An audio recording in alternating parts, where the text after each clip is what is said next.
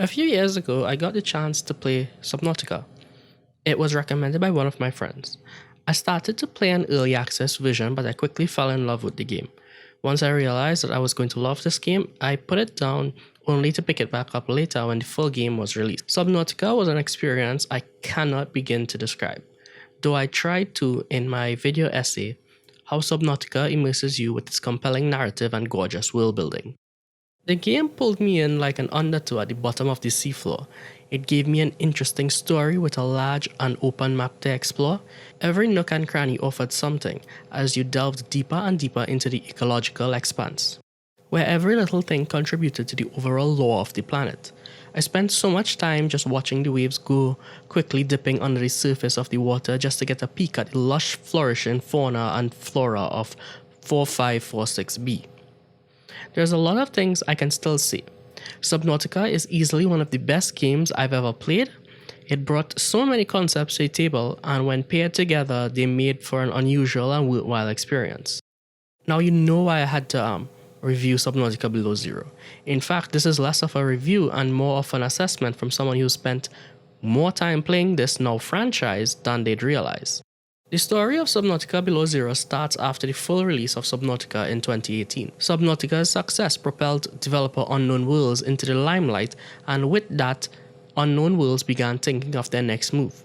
Originally, they intended Below Zero to be DLC, much more like an expansion to the base game. According to the developers, Below Zero quickly became its own standalone game during development. In August 2018, it was announced that Subnautica Below Zero would be coming as a standalone release. Below Zero was then released into early access in January 2019. It would eventually be released on May 14, 2021, more than 2 years after its release into early access. During this time, I opted not to play Below Zero in any capacity.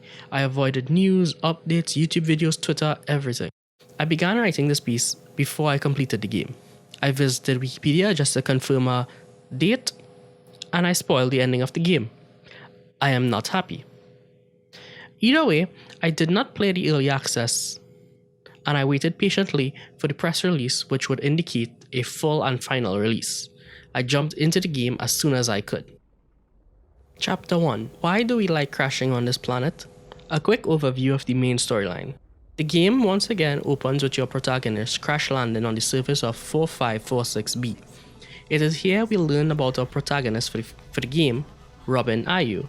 She, like our game's previous protagonist, loves crashing into the water. She makes the daring decision to leave behind her life to investigate what happened to her sister, Samantha, after Altera, the company that she worked for, claimed her death was due to employee negligence.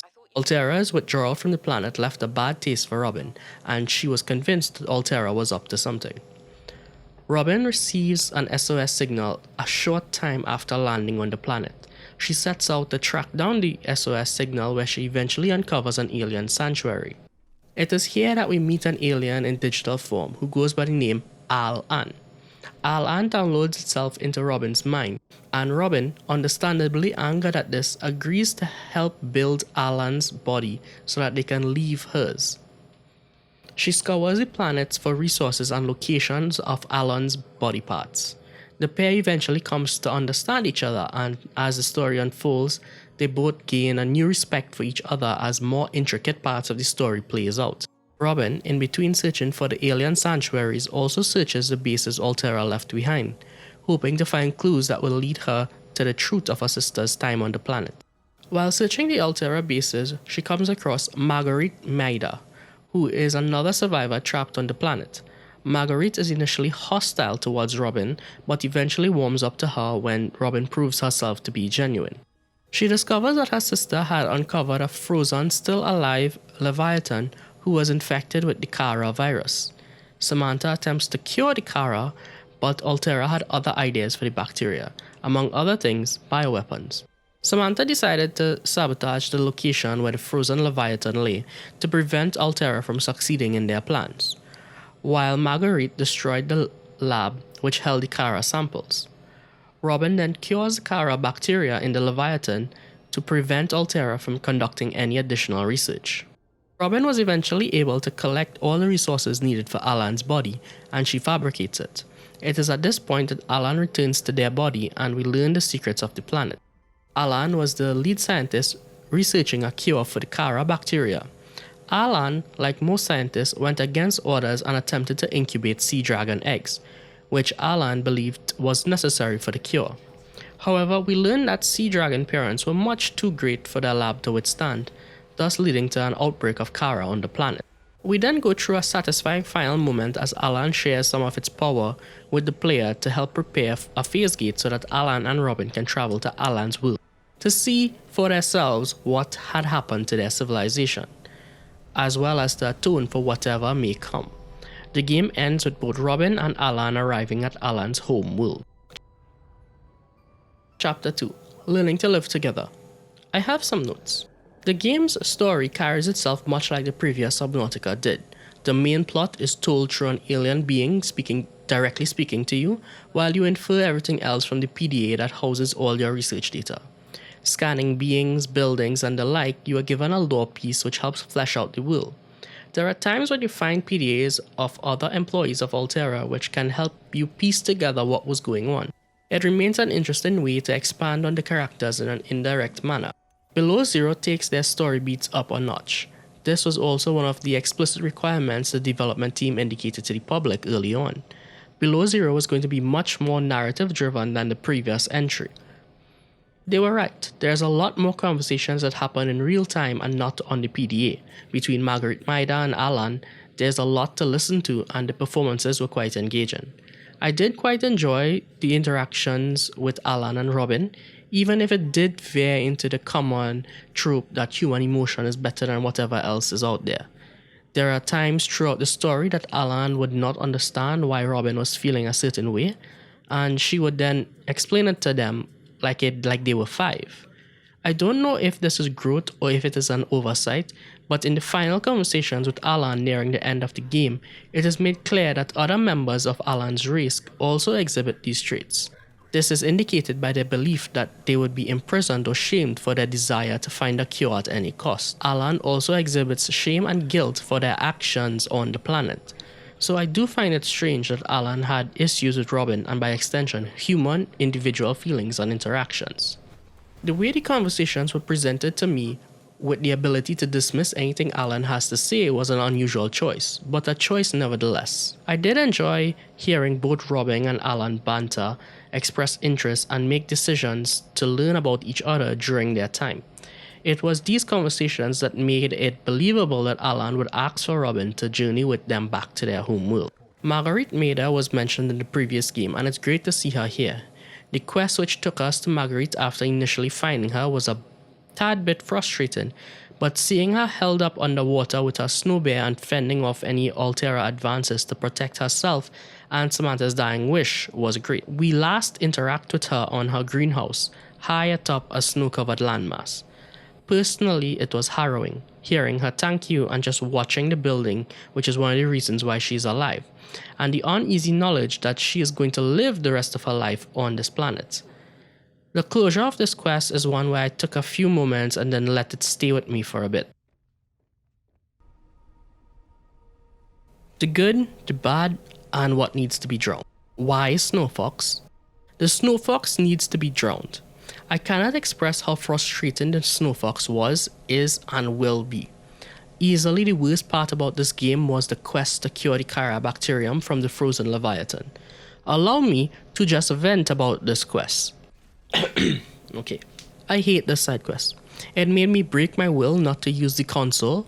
It was so convoluted and difficult.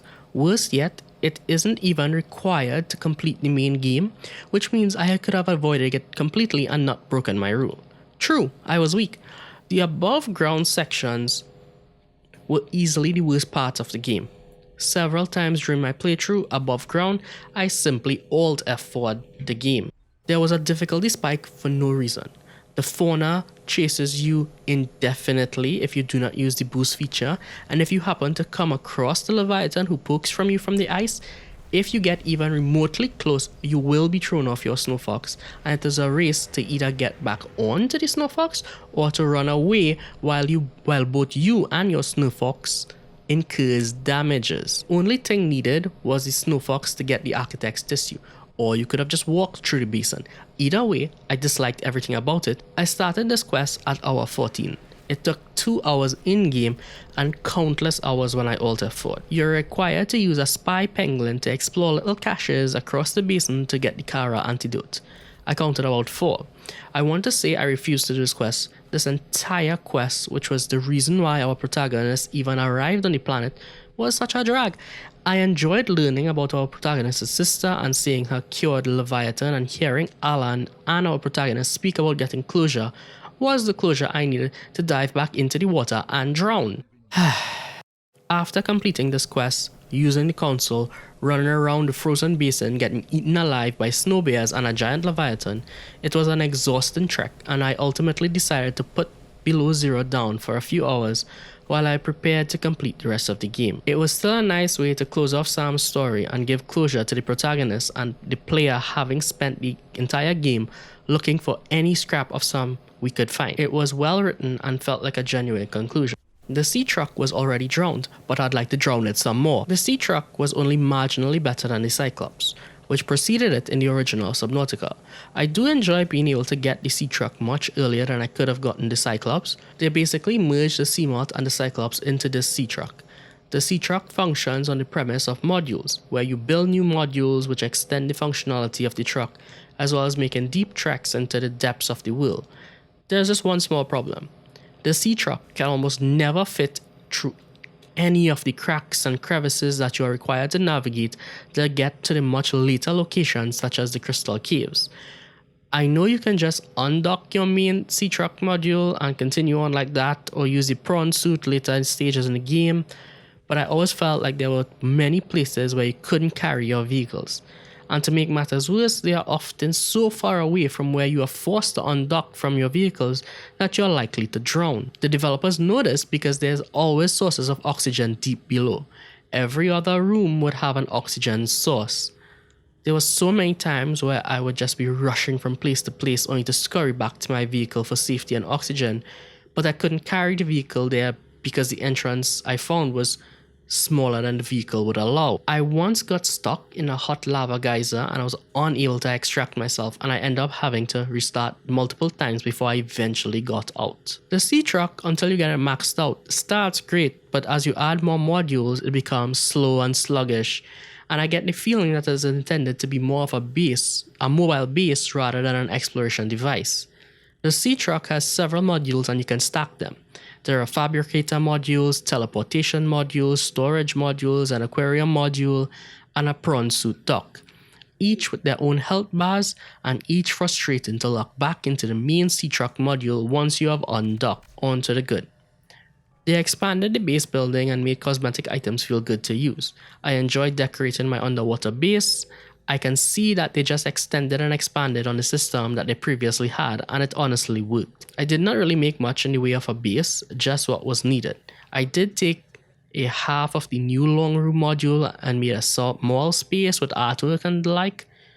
The ability to pin recipes to the top of the screen made it easier for me to always track what I am building, so I don't have to keep checking when I am running from one end of my base to the other to get resources. It also made it easy to track what I went out into the depths for.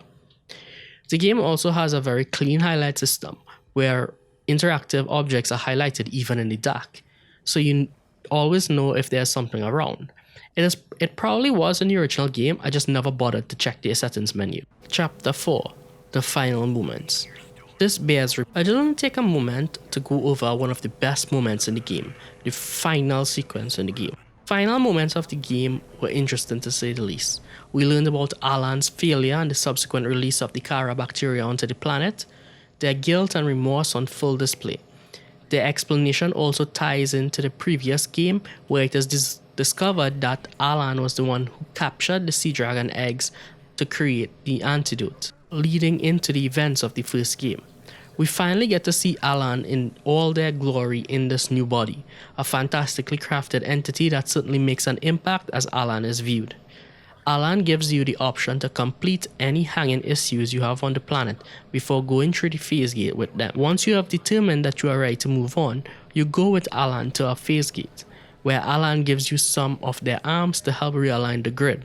Upon doing so, you and Alan goes through the phase gate and enters space, where you are almost hit by an asteroid, where you eventually make it to Alan's home planet. The game fades to white as Alan declares their decision to meet whatever may come with you by their side. A fitting end for the player who has no family, and Alan whose people may reject them for their failure. Chapter 5, Conclusion. Another one. Please, if you're willing, that is. I played the original Subnautica. I loved it. I spent about 24 hours inside Below Zero. I will admit the game began to drag. The entire quest with the cure for Kara did not help. Once you have played about 16 hours, you have seen almost all the gameplay loop there is. What's left is just upgrading and completing the story. The story is worth your time. The performances were believable and immersive. Gameplay loop was strong and sucked you in right from the start. Lush, beautiful environments, a beautifully composed soundtrack that effortlessly blends into each other as you traverse this massive and deeply complex ecosystem. Guides you across a journey of discovery for both you and the alien being as you both learn to live with each other. Unknown Worlds did a fantastic job. I thoroughly enjoyed this expansion and I am excited for what is to come.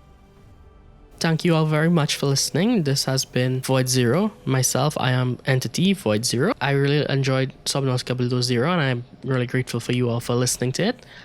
If you'd like to get more updates, I post videos every week. I post a short and I am currently working on multiple reviews. If you would like to get updates, please go to the website void0media.com and register for the newsletter. This newsletter is your entry into the void. Go to void0media.com and sign up for the newsletter. There's a lot more to come, so feel free to subscribe, like, and express your opinions below. Did you enjoy Subnautica Below Zero? Did the Snowfox try to kill you as well? Thank you all very much for watching. The Void calls. Will you answer?